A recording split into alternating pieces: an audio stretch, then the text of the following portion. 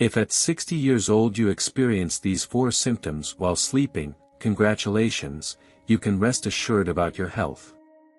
Greetings to all our listeners returning to the section on senior well-being on our channel, Conscious Wisdom. Dear friends, we have received numerous stories from older adults about their experiences in old age. Some enjoy a fulfilling life, while others face health issues that keep them bedridden. Some also feel that their children have neglected them and don't provide the care they need.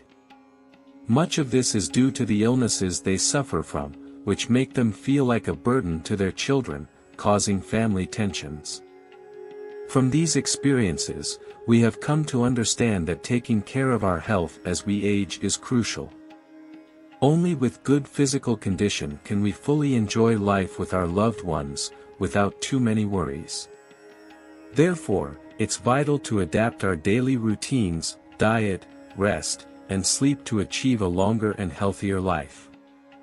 However, if we don't get regular medical checkups, how will we know if we're in good health? In fact, the body sends clear signals that tell us when we are healthy or when something is wrong. Specifically, if at 60 years old we experience these 4 signs while sleeping, our health will be excellent and we will have a long life. What are these signs? We invite you to discover them in this video and see how many apply to you. First, not snoring while we sleep. Speaking of snoring, there's a story to tell. Mr. Johnson and Mrs. Maria have been married for over 30 years. Everyone thinks they have a happy marriage, but in reality, they are constantly at odds. The cause isn't far off, it's Mr. Johnson's snoring, which prevents Mrs. Maria from getting proper rest.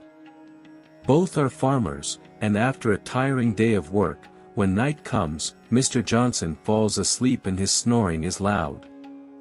Mrs. Maria says, "It's true that he works hard, I understand, we've shared 20 years together, but as we get older, sleeping becomes more difficult. He's gained weight and his snoring is getting louder. I can sleep a little, but then I wake up because of the noise, it's unbearable.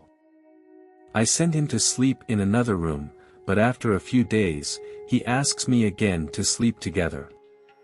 He suffers from headaches and has trouble falling asleep, but I can't stand his snoring. Sometimes we argue because I can't rest. I yell at him, doesn't he care about his wife? He gets angry and says if I can't sleep, he doesn't mind." Mrs. Maria is confused and doesn't know what to do. She suggests he see a doctor, but he refuses. Dear friends, in everyday life, many people tend to minimize snoring while sleeping, believing it is simply something common or a sign of deep rest. However, this is incorrect. Persistent snoring not only affects those nearby but can also be a serious health issue. This phenomenon occurs when the membrane in the throat blocks the trachea and lungs, reducing the flow of oxygen to the brain. As a result, the brain sends signals to expand the throat and trachea, allowing air to circulate normally. However, if snoring occurs regularly and for extended periods, it can disrupt the person's rest, as it interrupts sleep and makes it difficult to achieve restorative rest, leading to nighttime awakenings. This results in the person feeling fatigued, struggling to focus on daily tasks, and even suffering from memory loss over time. Additionally, those who snore face a higher risk of developing other health conditions such as hypertension and heart problems. One of the most serious risks is sudden death while sleeping, as snoring may be related to sleep apnea, which could lead to an unexpected heart attack. For this reason, if you or a loved one have difficulties with snoring, it's essential to seek proper treatment and make lifestyle changes to improve the situation and not dismiss this problem. Health is the most valuable thing we have, so we must take care of it carefully. If you do not suffer from these complications, congratulations. You have managed to avoid several health problems and can enjoy a restorative sleep without worries. Specialists indicate that nighttime rest not only facilitates the recovery and rest of the body but also reflects the health of the cardiovascular system. In particular, if at the age of 60, you experience sleep problems, this could be an indication that your heart is not in good condition. Many are unaware that poor cardiac function can interfere with sleep or disrupt it, even causing nightmares, because the heart is not operating optimally, which affects blood circulation to the brain, resulting in a lack of oxygen to this organ. If you manage to fall asleep quickly and enjoy uninterrupted rest, it is a positive sign that your heart is in good shape. If you experience sleep difficulties, do not ignore it, as it could be an indicator of serious health issues, and you should consult a professional. Furthermore, sleep clearly reflects our daily life. People who maintain a balanced mood, free of worries, and with a positive mindset, tend to fall asleep more easily and have more restorative rest, which contributes to their overall well-being. On the other hand, people who live in constant worry, anger, or negative emotions impact their body, causing tension and complicating rest. Therefore, an additional recommendation for those facing sleep difficulties at 60 years old is to learn to let go of worries and stress. By this stage, children are already adults, and most parents are no longer present. It is crucial to focus on our own well-being, as that is what matters most. Finally, a key aspect is to keep the hands and feet warm during sleep. In winter, it is common for hands and feet to feel cold, as the heart must send blood to all organs to maintain body heat, and the extremities, being farther from the heart, tend to cool down. Moreover, as humans are homeothermic animals, the body automatically regulates its temperature while sleeping, adapting to the environment. However, some people experience cold hands and feet even after falling asleep and may wake up due to the cold. This is a pathological disorder that can arise from various factors, such as a circulatory system disruption, making it difficult for blood circulation to remain balanced, causing the hands and feet to feel cold. It is essential to provide what is necessary to prevent coldness. Additionally, people suffering from anemia are more likely to experience this condition during sleep due to a low number of red blood cells in their blood. The most obvious symptom of this situation is that the palms of the hands and feet remain cold, regardless of whether it is hot or cold. Secondly, blood circulation is not performed efficiently. Elderly people are more susceptible to bone and joint disorders, experiencing generalized muscle pain. This indicates that blood circulation is inadequate or blocked in some areas, preventing blood from flowing sufficiently to nourish cells, especially in the legs and arms. The body's ability to resist diminishes, and extremities may feel numb or experience unusual sensations. Thirdly, hormonal fluctuations, particularly those related to reproductive hormones, increase women's vulnerability to developing certain diseases. Fourth, additional factors such as a history of heart problems, inflammation of veins, or blockage of blood vessels, among others, can cause extremities like the hands and feet to feel cold. Also, a lack of vitamin B12, smoking habits, stress, and lack of energy can contribute to the onset or worsening of this condition. Therefore, if at 60 years old you feel warmth in your hands and feet while sleeping, it is a good sign that your body is in good health and less vulnerable to diseases. If this situation continues and does not improve, it is highly recommended to consult a doctor as soon as possible. Fourth, maintaining steady and serene breathing during deep and uninterrupted sleep is essential for good health. If you manage to fall asleep easily and breathe regularly and relaxed, it is an indicator of good health. However, if you frequently experience a feeling of chest tightness or difficulty breathing while sleeping, it could be a sign that the function of your heart and lungs is not at its best. It is important not to overlook these symptoms, as they could be signs of serious health conditions. If not addressed in time, they could compromise blood circulation to the lungs and, over time, make breathing difficult due to a lack of oxygen. To address this issue, it is essential to consult a doctor who can determine the cause and, if necessary, prescribe medications for temporary relief. However, in the long term, exercise and physical activity remain the best remedy. Exercise not only helps with weight loss and increased endurance but also supports the functioning of the heart and lungs. Activities such as aerobics, cycling, walking, swimming, and jumping rope are ideal for strengthening the cardiovascular system and optimizing breathing, helping to alleviate the feeling of chest pressure and difficulty breathing while sleeping. Dear friends, I present to you 4 signs during sleep that reveal a person enjoys good health and has the potential for a long life. How many of these signs do you experience? Don't forget to leave a comment below to share your perspective on happiness. Additionally, we will discuss 2 types of sleep that people over 60 should avoid for a longer life. It is well known that humans spend about 1/3 of our lives sleeping, but not all types of sleep are beneficial. In fact, certain types of sleep can have negative effects on our health, especially at the age of 60. One such case is sleeping when we are angry. Emotions not only impact our mental state but also directly influence our overall health. Anger is one of the most harmful emotions as it triggers a chain of adverse reactions. It increases heart activity and alters blood circulation in the body. This is particularly risky for older adults and those with a history of heart disease. Anger before sleep also creates tension in the body. If this is sustained over time, it could lead to chronic insomnia.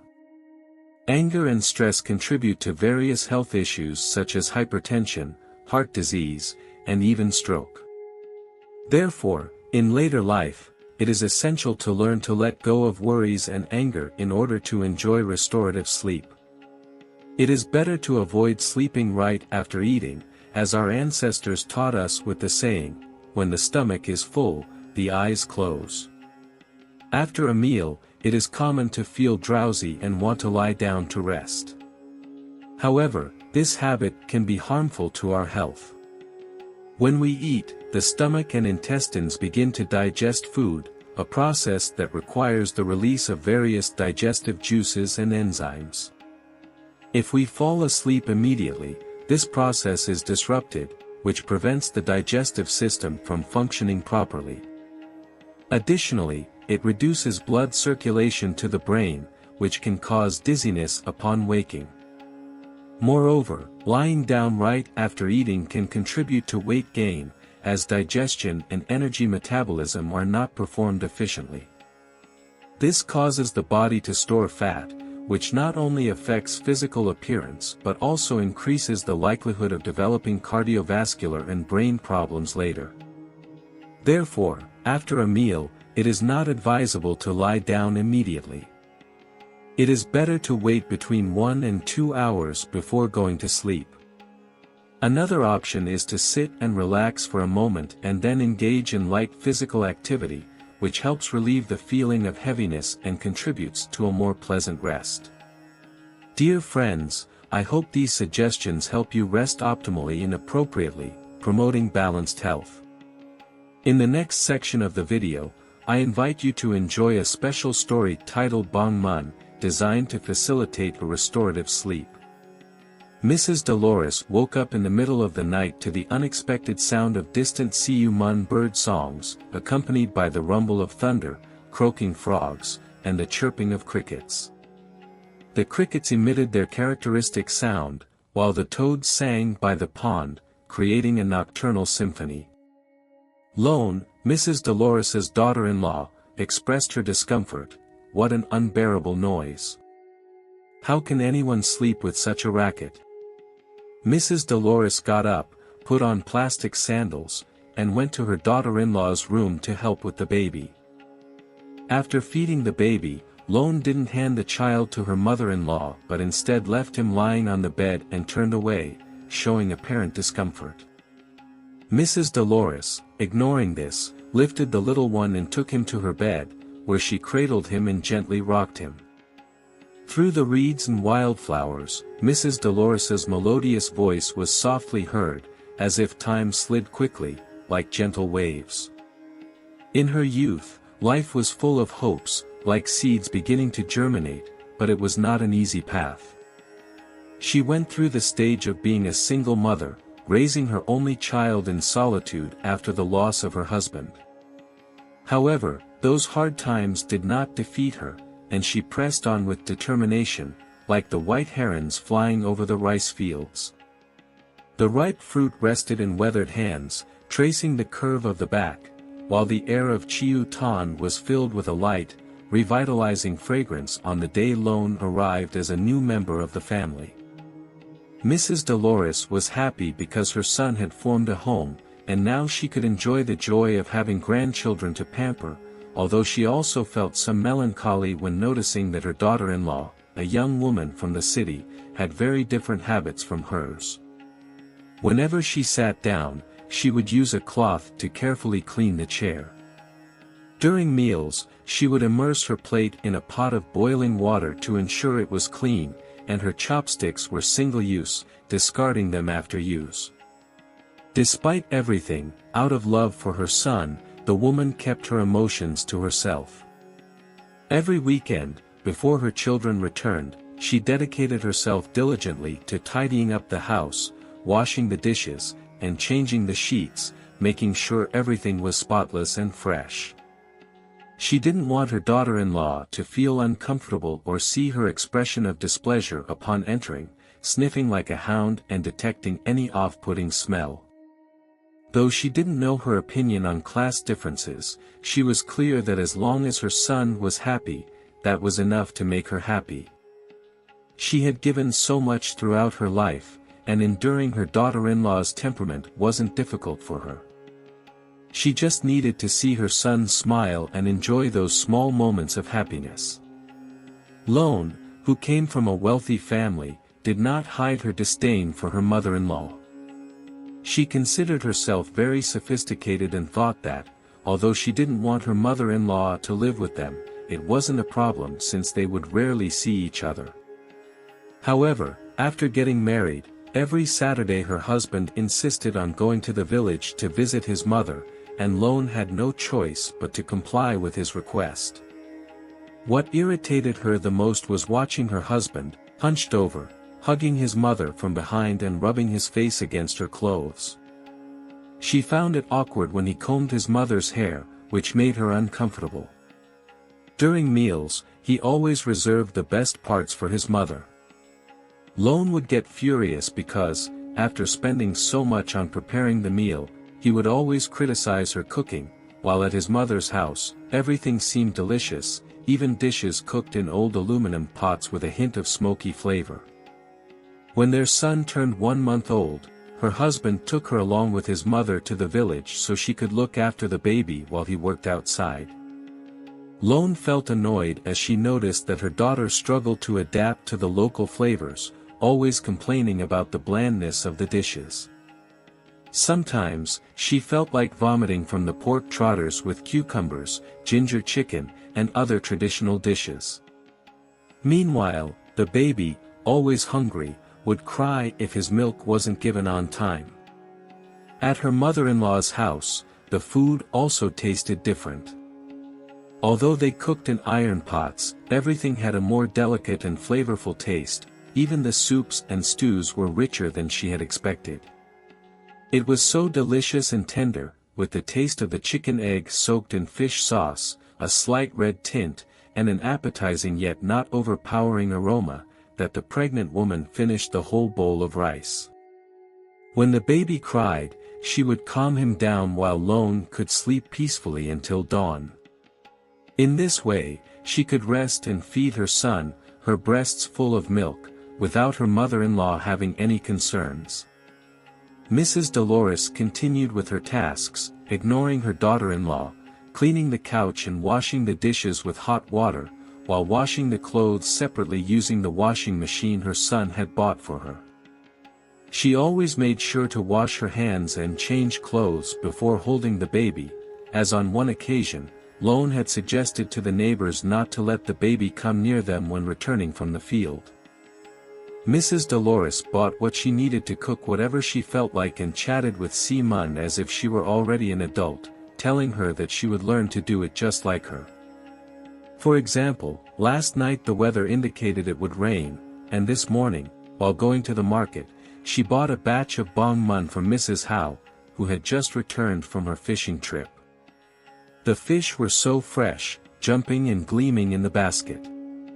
Mrs. Dolores explained that this type of fish, bong mun, waited for the rain to spawn, its belly full of eggs.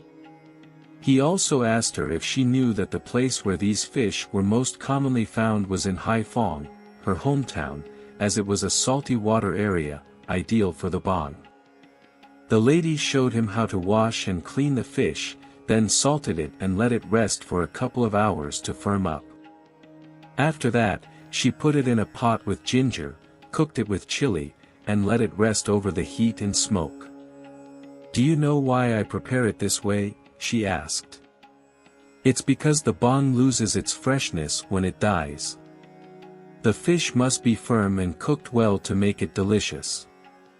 Meanwhile, Lone was in the room folding clothes, paying attention to everything her mother-in-law was saying softly, and in her mind, she understood, so this little fish that my husband loves, the bong mun, is actually not that complicated to make. She then became curious to try it at lunch. When her mother-in-law passed by the door, Lone quickly took the bong mun and tasted it. How exquisite! The little fish had such a rich, tender taste, with a hint of ginger, a slight touch of spice, and a sweet and sour mix from the chili. In her home, with her parents, they never ate this kind of fish, only large fish pieces that didn't appeal to her. Gradually, Lone adapted to the dishes her mother-in-law prepared, engraving in her mind the way she cooked. The kitchen became a story that the grandmother told the girl, understanding that her intent was to subtly teach her how to cook. Inside, the girl felt deep respect for her mother-in-law, who, although seeming somewhat rustic, actually possessed great sensitivity and insight. Mrs. Dolores noticed that, after several lunches, when the girl ate, she sometimes sat to give her the bottle and no longer worried about cleaning the chair. She also began washing both of their clothes, supporting the grandmother with the laundry tasks. The grandmother observed how the girl would lift a shirt and study it carefully, but decided not to say anything. When the husband returned home, he asked his mother to allow him to take his wife and child back to the city. The grandmother was surprised to hear her son, in a whisper, ask for some rice to take, along with some jars of fish sauce, eggs, and bags of peanuts, products she always kept ready. However, Lone declined the request, as they didn't need anything since the children were no longer at home, and the house felt empty without the cheerful sound of the girl. Nonetheless, inside, Mrs. Dolores felt deeply happy. After 2 days, her son returned alone and handed her a large bag, telling her that Lone had bought coats for his mother, who had asked her not to wear the old ones anymore because they were too worn out. Dear friends, genuine affection will always find its way to the heart. I hope that through this story, you learn to value your loved ones and those close to you more. I wish you serenity and joy in your lives. Thank you for your attention, and if you liked it, don't forget to like and subscribe to the channel. This will give us a great boost to continue creating valuable content. Lastly, see you soon and we'll meet again in the next video. After enjoying a peaceful dinner, the calm of the moment was interrupted by the vibration of my mobile phone. Upon checking the notification, I discovered it was a message expressing condolences for the passing of the father of a former colleague with whom I had maintained a close relationship for years. Shocked by the news, I sought my wife's opinion, who advised me to limit myself to sending money as a gesture of solidarity and not attend the funeral. Although the funeral home wasn't far, and I considered going to pay my respects, I decided to follow her recommendation, setting aside the unease this decision caused me. The main character of this narrative is a man who retired several years ago and recently turned 70. After having lived through numerous experiences over the decades, he found himself deep in reflection about something that seemed simple, a condolence message. Why did something so simple have such an impact on him? The main reason lay in the fact that after his retirement, he had lost almost all contact with his former colleagues. During the first few years of his retirement, he frequently attended social events organized by his former colleagues whenever he received an invitation, thinking they had made the effort to keep in touch. Out of gratitude, he accepted each invitation with dedication, trying to show his appreciation. However, each time he participated, he noticed that the response from his former coworkers wasn't what he had anticipated. Instead of a warm welcome or words of gratitude, he felt a certain discomfort in their glances and attitudes. Despite his genuine effort, he never received more contact or expressions of thanks after these meetings. This behavior led him to reconsider the true meaning of those invitations, sinking him into great disillusionment and frustration. In the end, he chose to reduce his participation in these events, as he felt they offered nothing relevant to his life. Like him, many people go through similar situations during their retirement, questioning how much they should engage in social activities related to past relationships. From what others in the same life stage have shared, these decisions can be emotionally complicated due to the bonds formed in the past. For this reason, today I want to share 3 key reasons why it's not advisable to attend social gatherings without thinking after retirement. The elderly phase represents a new beginning in our lives, where the most important thing should be well-being and happiness, both personally and as a couple. I trust that this reflection will be very helpful to everyone. Before we begin, would appreciate it if you could subscribe and leave a like on this content. Without further delay, let's dive into today's topic, 3 reasons why we shouldn't attend social events thoughtlessly after retirement. The first reason is that when we leave a job we've held for many years, we begin an entirely new phase. While the sun will still rise the day after our retirement, the routine changes drastically. This is particularly noticeable for men who retire after a long work life, as well as for their wives, who perceive these changes even more acutely. No longer is it necessary to take work clothes out of the closet every day or follow a rigid lunch schedule. Moreover, the co-workers, with whom they used to spend more time than with their own families, become people they'll only meet again if a specific gathering is organized. Of course, there are situations where some people, after retiring, continue to maintain a close relationship with their former colleagues, even becoming close friends who enjoy recreational activities together. However, these cases are rare. For most, professional relationships naturally end when the professional phase concludes. Immediately after retirement, sporadic contact may still be maintained with former colleagues, perhaps to enjoy a drink together from time to time. At that moment, one might think, even though I've retired, after spending so many years working together and sharing more time with them than with my own family, these relationships won't fall apart so easily. While sharing the same work and professional space, there are numerous common topics to discuss, and mutual respect can be maintained because of the need to continue collaborating. However, when the working phase ends, along with the position once held, that shared connection also fades. From that point on, even those who once relied on you no longer do, and it's inevitable that they will gradually drift away. A few years ago, a close friend who retired went through a similar situation. In his office, there was a much younger colleague, but one who was very hardworking, capable, and enthusiastic, whom he had deeply valued during the years before his retirement. After retiring, this colleague often crossed his mind, so he decided to invite him for drinks on several occasions.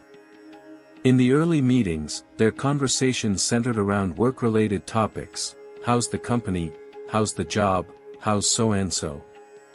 These conversations were pleasant and fluid. However, as they met more often, he began to notice that these dialogues no longer had much to do with his current life. This caused both him, in asking the questions, and the young colleague, in answering, to feel uncomfortable. In the end, it is said that nowadays it is not only unusual to meet frequently, but even making a simple call to ask how someone is doing can be uncomfortable for former colleagues, leading to the avoidance of contact. As is the case here, the bonds formed in the workplace are like marks in the sand, destined to fade with time. However, news about all kinds of social events, such as weddings or funerals, arriving unexpectedly, can put retirees in an awkward situation.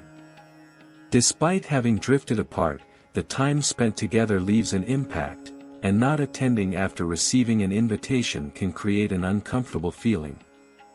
At the same time, the question arises, should I attend if there is no longer a bond between us and we are unlikely to meet again? When it comes to a wedding, a joyful event related to children, even if one is not completely excited, attending usually doesn't cause much trouble.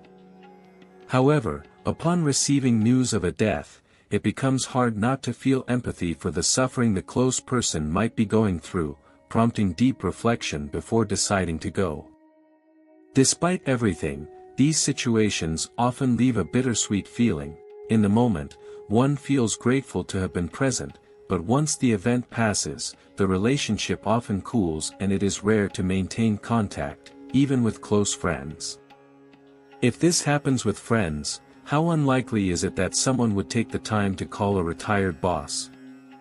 Although the reality is different, for those who have made an effort to be present, the subsequent silence can cause not only melancholy but also a sense of disloyalty. In a society so united by mutual interests, many people form relationships based on what is advantageous to them. That's why, when detaching from this environment after retirement, it is crucial not to cling to these connections or let them hurt us. In a society where the law of the fittest prevails, and only the most capable survive, people tend to become more strategic. That's why the wisest approach is to let these situations pass with detachment and focus on living a peaceful and fulfilling life during retirement. If faced with confusing relationships that cause doubts about whether to attend social events, it is best to abstain from going. Those who are already retired or nearing this stage should review their accumulated phone contacts over time. By eliminating former co-workers or professional acquaintances, it is likely that only a few remain with whom they can genuinely have a relaxed conversation, including family members. Retirement begins a new phase of life in which it is essential to be prepared to face loneliness. Spending time with old colleagues usually leads to nostalgic conversations about a past that no longer impacts the present or future.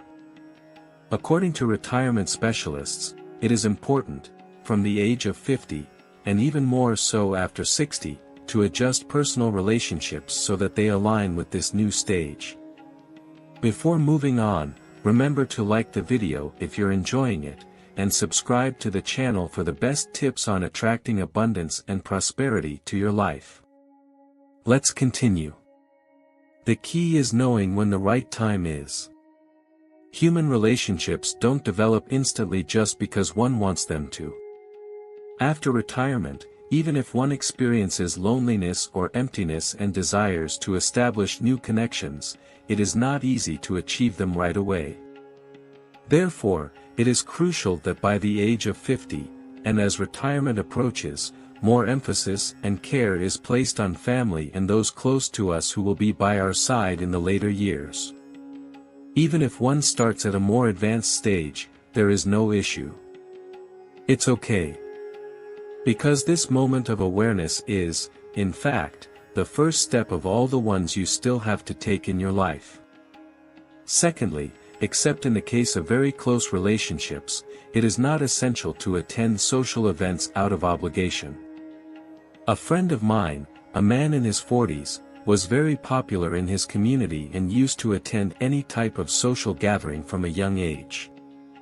As the eldest son in his family, he was invited to many celebrations and family events from childhood, to the point that attending these occasions became a custom in his life. When this man married later in life, his wedding was etched in everyone's memory. In the hall, the bride's guests numbered fewer than 100, while the groom's guests were close to 600. The place was so crowded that several photos were taken to include everyone present. However, years later, when speaking with me about that day, he confessed that, although at the time he felt proud of the large number of attendees, which surprised his parents and relatives, over time he realized that many of those relationships had faded. Today, from all those acquaintances, only a few still keep in touch with him. In contrast, his wife, who held a wedding with a small number of guests, still maintains constant communication with many of the attendees who were by her side. As she shared this with me, her face reflected nostalgia. This man, who had lived surrounded by many people throughout his life, began to understand that it was essential to focus on prioritizing and managing his personal relationships. In recent years, as part of this simplification process, he chose to drastically reduce his participation in social events, limiting himself to being minimally polite and leaving aside unnecessary formalities.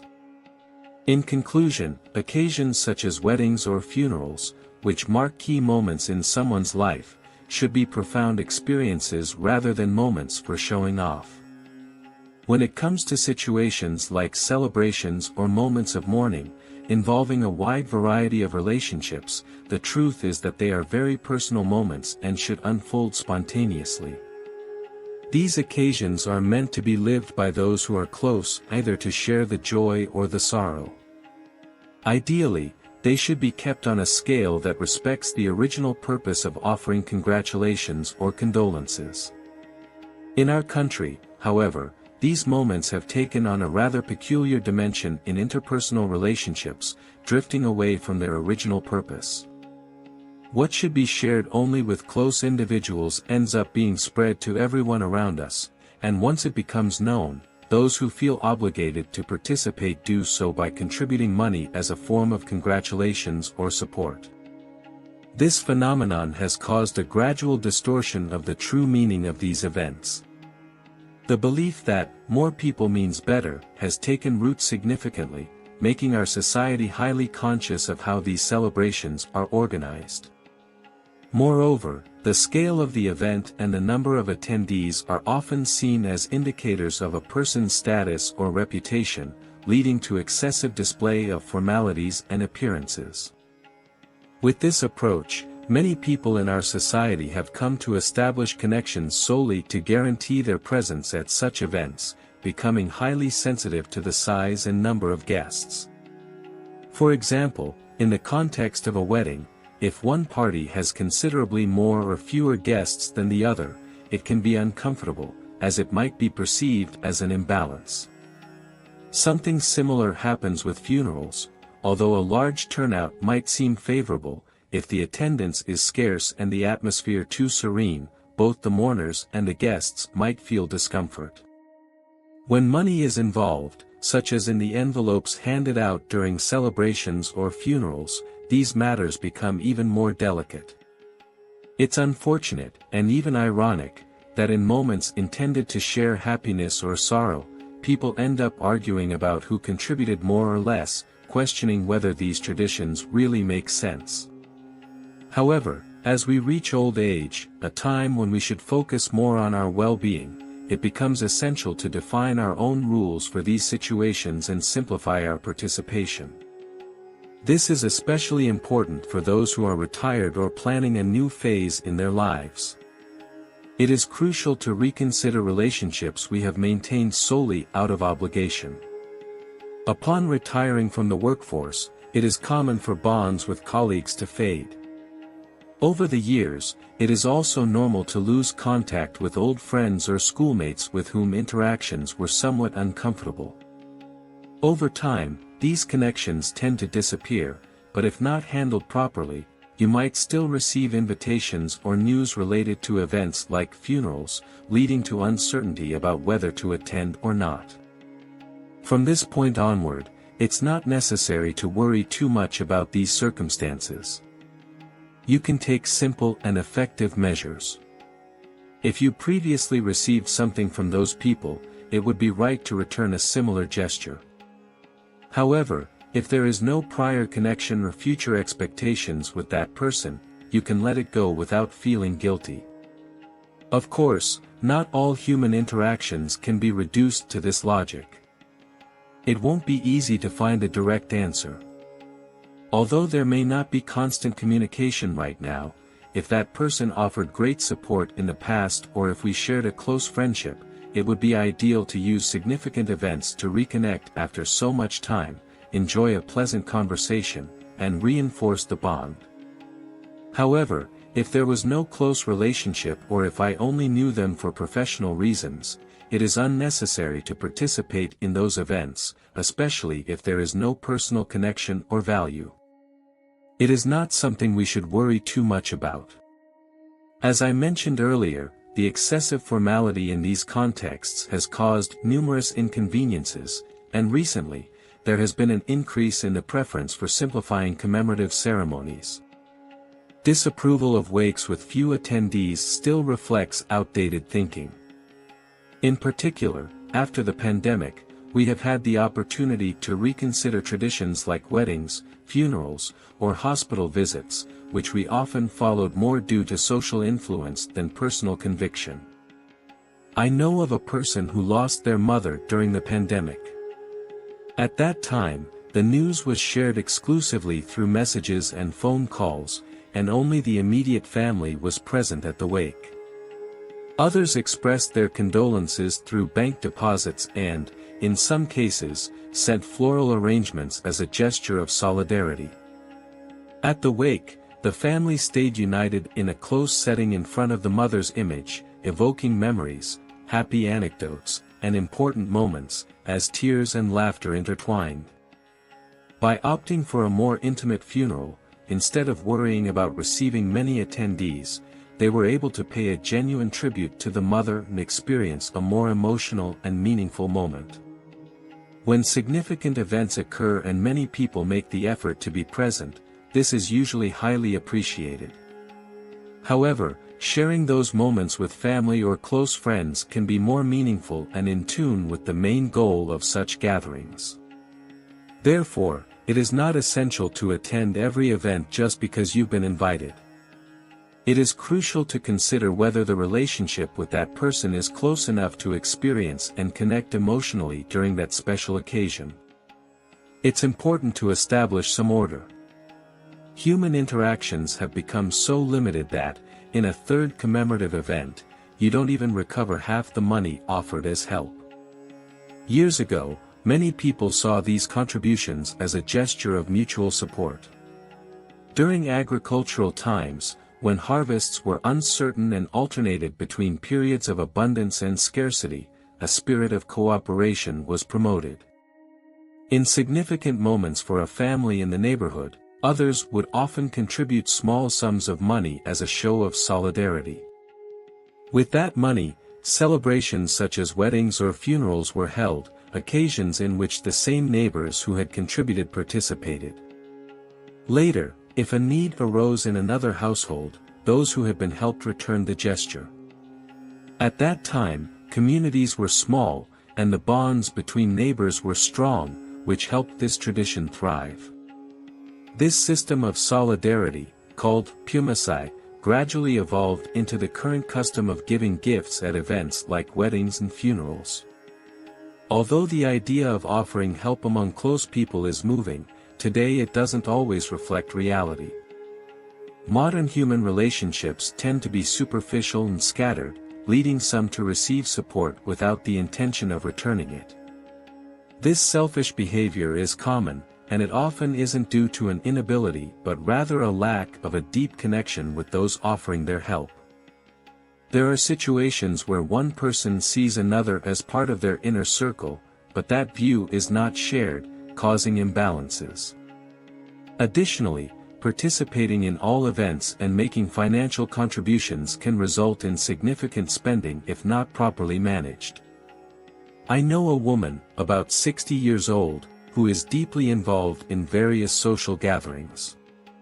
These used to be occasions for mutual support during significant moments. However, some people began to take advantage of the situation. After celebrating her children's weddings and facing the funerals of her parents and in-laws, one woman decided to cut all ties with the group. This caused great surprise, as it was known she had done the same in other social circles. Although she might have had personal reasons for distancing herself, her attitude left a negative impression. Some people join these groups only to get support when they need it, without the intention of giving anything back, which can be considered a form of moral fraud. These selfish behaviors disrupt the altruistic purpose of these gatherings, turning others' generosity into a tool for personal gain. Without formal agreements or commitments, it becomes difficult to demand accountability, but such attitudes end up harming trust and a sense of community. If not properly managed, anyone with bad intentions can destroy trust at any moment and focus solely on their own interests, damaging those with good intentions. Such unfortunate situations are quite common. For this reason, when balancing the money spent on social contributions and what has been received over time, many people don't even manage to recover half of what they contributed. To avoid situations like the one experienced by my acquaintance, it's not necessary to maintain ties with people who act as exploiters, especially in gatherings that aren't essential. Worrying too much about others' social activities only leads to unnecessary spending, as, over time, circumstances have evolved, and it is difficult to receive the same attention in return. As a result, participating in relationships or supporting social events of people outside our inner circle just to prevent, or just in case, is not advisable. Here are 3 reasons why attending these events indiscriminately should be avoided. Past connections tend to reconfigure after retirement, while new friendships emerge. It's not necessary to participate in social activities if there is no close relationship. Often, the money invested is not recovered, even halfway, due to the decline in social interactions. There's an old saying, when a minister's dog dies, even the most distant people come to offer condolences, but when the minister dies, no one shows up. This phrase illustrates an insensitive and pragmatic society, where people's actions are guided by their own interests. Since ancient times, it has been recognized that human nature tends to be selfish, always seeking personal gain. As long as there's something to gain, people will do their best to please others, but as soon as it no longer benefits them, they have no hesitation in cutting the relationship. I'm convinced that many of my readers will think, I shouldn't behave this way, I must live by ethical principles. The more people act with honesty and consideration, the more welcoming and trustworthy our community will be. However, there are still too many people who see interpersonal relationships solely as a tool to gain advantages, diminishing their value. It's likely that, upon hearing this reflection, they might also think it's a waste of time and resources to maintain relationships with selfish and superficial people. This waste encompasses both the time and money we invest in those interactions. Upon reaching retirement, it's crucial to carefully plan not only our time but also our finances, ensuring a good quality of life in the coming years.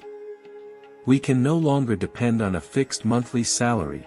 Instead, life is financed by the savings accumulated for old age, retirement compensation, and the small pensions received each month. According to the plans we have for our later years, it's crucial to make prudent use of our resources. For this reason, dear subscribers, I hope you don't waste your time and money on human relationships that don't add value and prove exhausting, like the ones we've discussed today. Today's conversation has been rather long, but I'll leave you with one last piece of advice that I hope will be useful. How can we establish positive human relationships that bring us happiness in our retirement years, rather than connections that drain us, like those focused solely on personal interests or past work relationships? One way to achieve this is by joining local communities, such as clubs, meeting groups, or activities organized in the area where we live. This option is excellent, as we age, much of our time will be spent near our home. If we manage to make genuine friendships and establish valuable connections close to home, it would be the ideal scenario.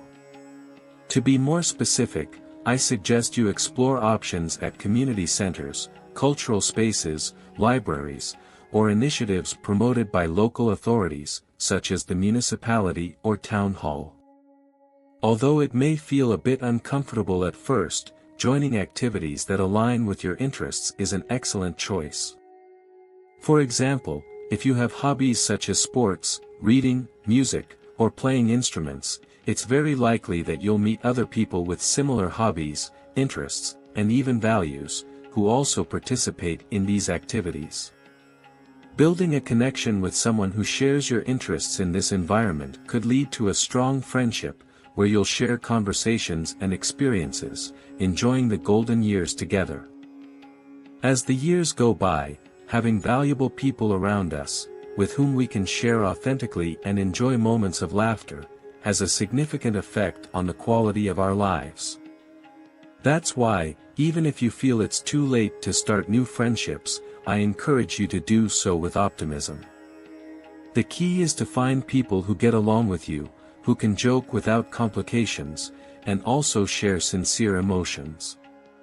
Finally, I'd like to remind you of something important. If you receive an invitation to a social event and you're unsure about attending because you don't feel comfortable or you don't think it's relevant, it's better to save your time and money. Both are very valuable resources at this stage of life. Use them on what truly matters: your family, your happiness, and most importantly, your well-being. Spend those precious resources on activities that truly add to your days and bring you joy, so you can fully enjoy life in your later years. And with that, we come to the end of today's video. If you enjoyed what you saw, don't forget to subscribe and give us a like. We really appreciate you being with us all this time. We'll see you in the next video with more interesting topics. I wish you a full life, filled with happiness and special moments in this beautiful stage. Thank you very much and see you soon.